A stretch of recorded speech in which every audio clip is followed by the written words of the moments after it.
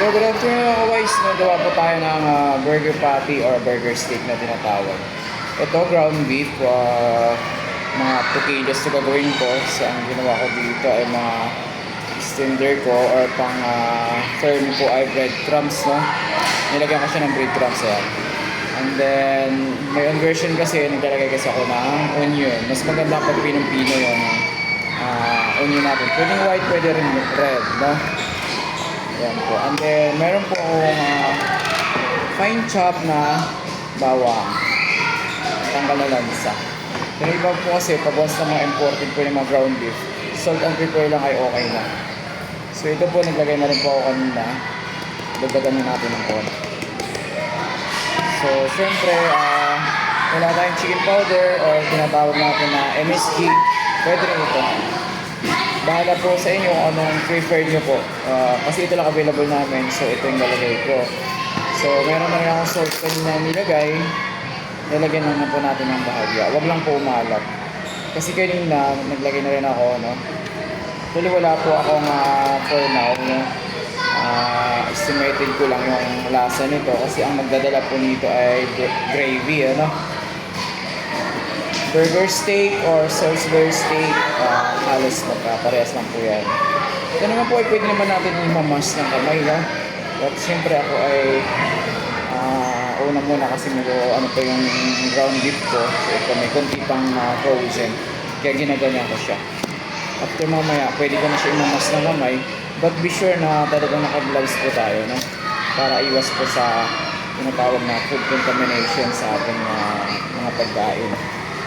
Mapasok po kasi ito sa tinatawag na proper handling of foods or mga meat, like mga raw, gano'n. Siyempre, kailangan natin gumamit ng hand gloves. Diba?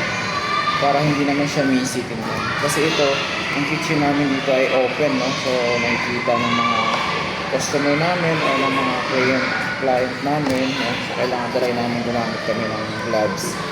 Kayo po, pwede po kayo magdagdag dito. Let's say, na-short yung breadcrumbs, no? May iba kasi hindi naman gumagamit ng breadcrumbs. Kami, gumagamit ko ng breadcrumbs. Pwede din mag-flour. Pwede naman yung gusto nyo ay wala naman talagang flour, no? Walang flour na ginagamit. Salt and pepper lang ay okay na rin po yun. Kung gusto nyo naman may version ng mga style, American or Italian na patty, bali naman ako maglagay ng herb. Pwede dito yung rosemary, pwede rin po dito yung basil, no? And then paprika, yung mga spice po. Pero syempre amin ay mababa lang yung cost namin, so ito lang po, ito lang aking nilagay. So yun na po, no? Gamit ako na siya ng hand gloves. But well, anyway, thanks for watching mga kaways, no? Sa aking burger patty na tinatawag. Kasi mamaya ihuhol mo ako po to. Kasi dito kailangan talaga niyang bilog na bilog.